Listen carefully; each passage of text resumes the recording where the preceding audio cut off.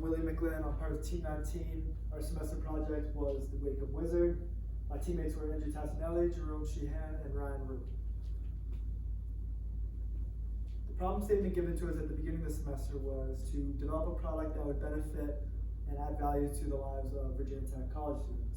So this kind of led to our mission statement. And pretty much our mission statement was we wanted to develop an alarm clock that would help to wake up Virginia Tech students that struggle to get out of bed. We also wanted to create a product that would be profitable and that would add a lot of value to these people. This was inspired because all of us in the group struggled to get out of bed, and we thought that there would be a better way to create an alarm clock that would help with this. So our stakeholders are college students, roommates, professors, and some assumptions are that people struggle to get out of bed and that alarm clocks aren't currently effective enough. So after coming up with the mission statement, we then worked on a customer profile and a use case. The customer profile went over the type of person that would be interested in buying a product and that we assumed would benefit from this. And the use case goes over the intended uses of the device. We then sent out surveys to our roommates, friends, etc. And we asked them how they currently wake up, if they use an alarm clock or not, if it's effective or not. And using these results, we were able to compile a list of customer needs.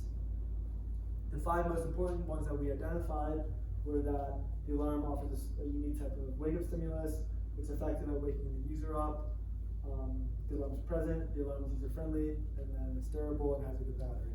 Those were the more important ones that we interpreted from their surveys. So with the customer needs in mind, we were then able to add some metrics to this and to look at specifications that would either make this customer need pass or fail. And the specifications were important to keep in mind because this helps you with concept generation and helps us assess how successful our product will be. So speaking of concept generation, we then moved into this phase. We use methods such as the 6-3-5 method to brainstorm a lot of different solutions. We also did functional decomposition, and functional decomposition was extremely helpful as we took our device, the alarm clock, we analyzed the different functions it needs to perform. It needs to have a display for the user, it needs to have a wake-up stimulus, it needs to have some way to be powered. We took this and we looked at the various ways that could achieve this. So for example, for the power, it could be achieved by plugging it into the wall, it could be achieved with a battery, a solar form of energy, etc.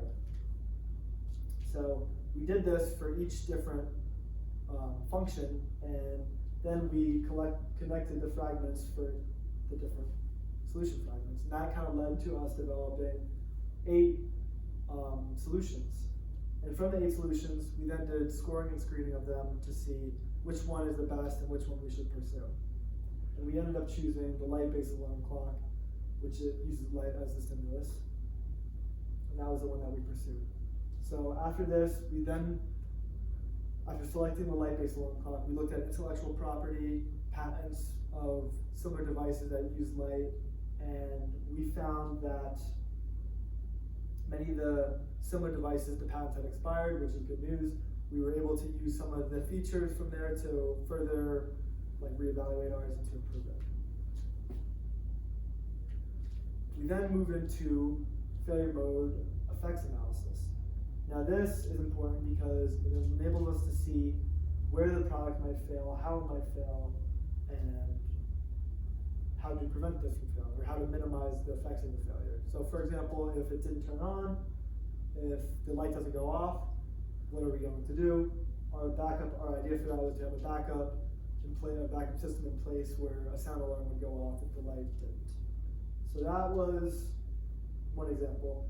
Then we go through different cases of this. This is important because it allows you to reevaluate the model and fine-tune it so it will be better.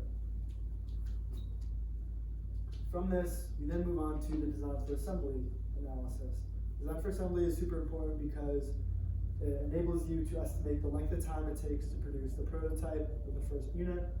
So from this, we estimated it to take about 550 seconds. which is a little bit over 9 minutes.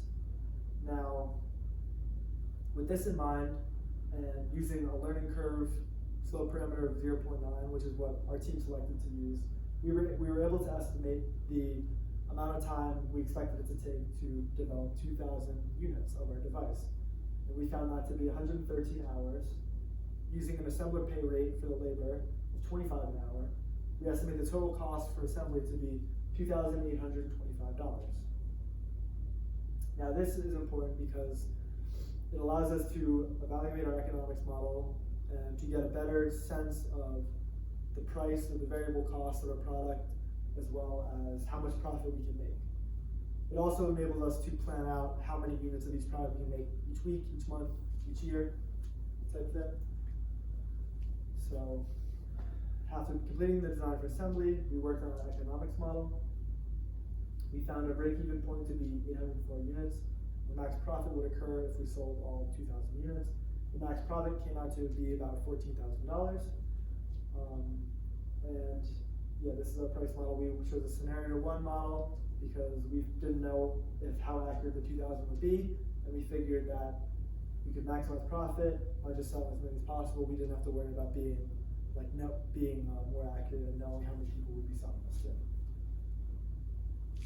So with this out of the way, we then worked on our CAD model using NX Siemens. In our model, we have the case, the Arduino, breadboard, servo motor, rotation component, battery to power it, and then we have the light. So NX Siemens was super useful. We were able to 3D visualize this, and while it didn't end up looking exactly like this gave us a very good starting point for how to go about it. So this was the prototype that we ended up building, which uses the microcontroller. We have a lampshade solo cup. We have the other components. We have the Arduino, the servo, the rotation shaft, and we ended up having to adjust it because we couldn't 3D print all of our parts, and we ended up using a light shade, or a solo cup as a light shade to concentrate the light as to whatever side it's facing, hoping that the more concentrated light would be bright for the user and would help them wake up more effectively. So after coming up with the prototype, we reflected on the design process and the whole semester, and we started planning for Wake Up Wizard 2.0. Now Wake Up Wizard 2.0, our plans for this would be to stack our Arduino on the breadboard to save some space. We would try to make it smaller in general. We would add a display that would be more sophisticated. We'd get rid of the lampshade. We would 3D print all the parts on the top. And we would also try to have a gradual color intensity along that way. It's not just a jarring light from the start. And that is our project. Thank you so much for watching.